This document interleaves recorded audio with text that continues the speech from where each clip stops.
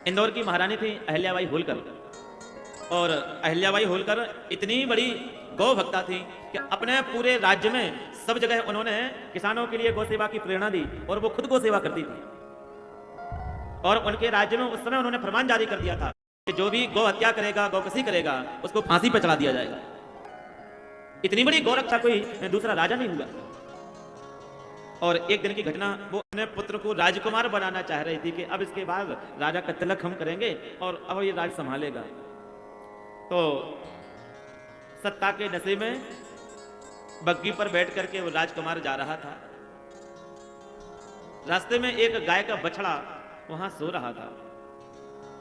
अब जब रथ आगे गया तो रथी ने कहा, महाराज आगे गाय का बछड़ा सो रहा है, रुकना पड़ेगा। कहना नहीं, कोई बात नहीं, सीधे चढ़ा दो। और जैसे ही सीधे चढ़ाया उसी समय गाय का छोटा सा बछड़ा।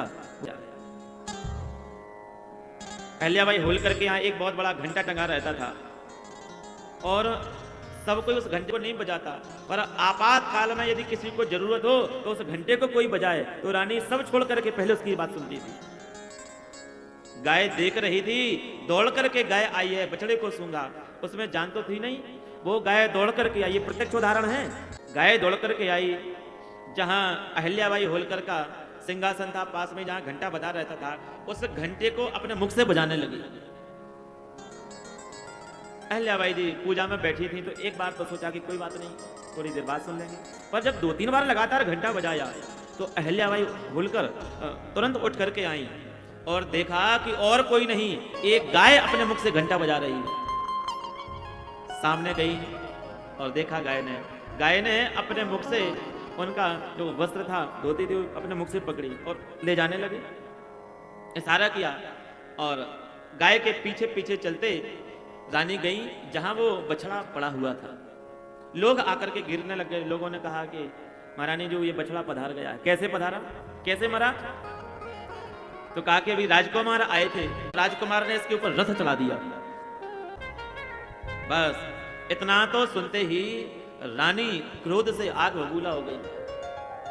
तुरंत सभा बुलाई और सभा में बुला करके विद्वान ब्राह्मणों को बुलवाया और ब्राह्मणों को बुलवा करके कहा कि यदि कोई जानबूझकर गाय के बछड़े पर कोई रथ चढ़ा दे अथवा उसको मारे, उसको सजा क्या देनी चाहिए। तो कई लोगों ने कहा, महाराज जैसा रथ उसके ऊपर चढ़ाया बछड़े के ऊपर, लोगों को पता नहीं था कि राजकुमार ने किया, ऐसे ही उस व्यक्ति के ऊपर चढ़ा देना चाहिए। अब तो महाराज रानी उठी, रानी ने उठ करके आदेश दिया, जाओ मेरे पुत्र को बेड़ियों में जकड़ करके राज्यसभा में लाया जाए।